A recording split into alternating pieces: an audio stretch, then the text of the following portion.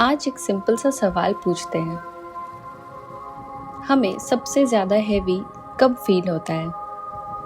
तब जब लाइफ में बहुत कुछ चल रहा होता है, lot of work, pressure, stress, भाग दौड़, या फिर तब जब कुछ भी मूव नहीं कर रहा होता। आई नो, सबसे ज़्यादा हैवी तब फील होता है जब सब कुछ रुका हुआ महसूस होता है। तब मोस्टली वही पुराने थॉट्स, फीलिंग्स सब दिमाग में रिपीट होने शुरू हो जाते हैं और फिर लगता है कि लाइफ में तो कुछ चेंज हो ही नहीं रहा। नमस्ते beautiful soul, welcome back to soul healing with Ankita.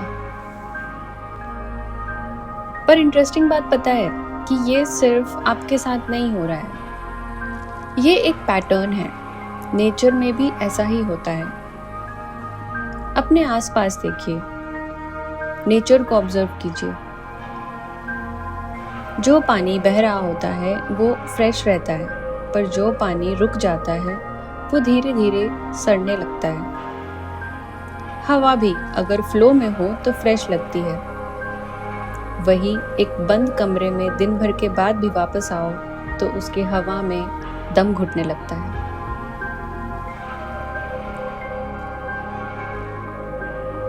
हम भी बिल्कुल वैसे ही ऑपरेट करते हैं। फर्क सिर्फ इतना है कि हमारे अंदर जिस फ्लो की मैं बात कर रही हूँ वो है इमोशंस का।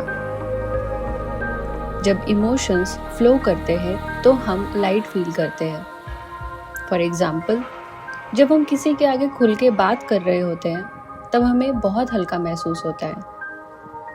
पर जब हम अपने फीलिंग्स को होल्ड करने लगते हैं, किसी ऐसे माहौल में होते हैं जहाँ पे हम अपने मन की बात खुल के नहीं बोल सकते, तो हमें सफोकेशन होने लगती है।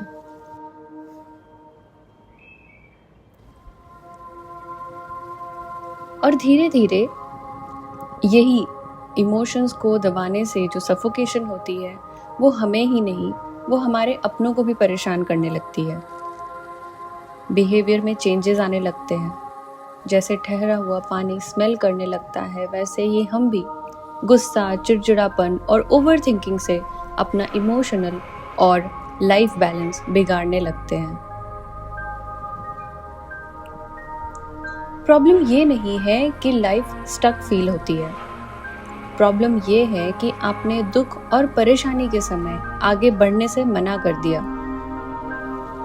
कभी ये बोल के कि फायदा क्या है, कुछ तो हो ही नहीं रहा, या फिर मैं कुछ भी कर लूं, मेरी लाइफ ऐसी ही रहने वाली है। जिंदगी जीने के लिए बनी है, चाहे जैसे भी हालात हो।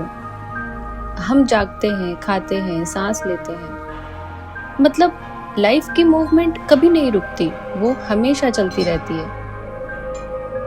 तो फिर हम बैड मेमोरीज और स्टक इमोशंस की वजह से अपने गोल्स की तरफ आगे बढ़ना क्यों छोड़ देते हैं? कोई भी इमोशन, चाहे वो कहीं से भी आया हो, ऑफिस से आया हो, अपने किसी क्लोज्ड वन से आया हो, अगर वो आपके अंदर हैवीनेस क्रिएट कर रहा है तो उसे रिलीज कर दीजिए। उसे पकड़ कर, उसे सालों साल रिपीट करके, चाहे बोल के या अपने दिमाग में, कोई फायदा नहीं होने वाला। वो सिर्फ आपका नुकसान कर रही है और अल्टीमेटली आपके आसपास आपके लव्ड वंस का भी नुकसान कर रही है। Don't be a hoarder of bad memories and emotions. Let them go. क्योंकि जो फ्लो करता है वो हील करता है, और जो हील करता है वो ग्रो करता है। Thank you so much for watching. नमस्ते।